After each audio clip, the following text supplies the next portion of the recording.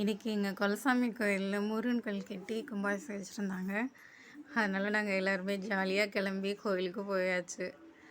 அங்கே போய் யாகம் வளர்த்ததில் போய் உட்காந்து அந்த புகையெல்லாம் அப்படியே மூக்கில் அப்படியே ஏறிடுச்சு. அது நல்லா இருந்தது.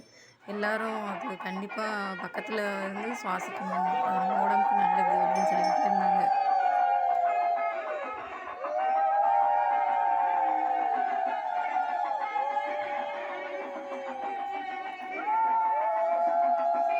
அதோட கும்பம் தூக்குற அதையும் பார்த்துட்டு அதோட கோயில் வந்து அவங்களுடைய நம்மளும் போய் சுற்றிட்டு நல்லா இருந்தது.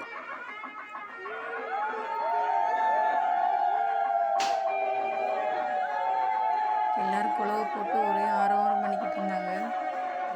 அதுக்கப்புறம் முருகனுக்கு வந்து எப்பயும் போல் அந்த கும்பத்தில் உள்ள தண்ணியை அப்படியே அபிஷேகம் பண்ணிட்டாங்க. அதுவும் நல்லா இருந்தது பார்க்குறதுக்கு.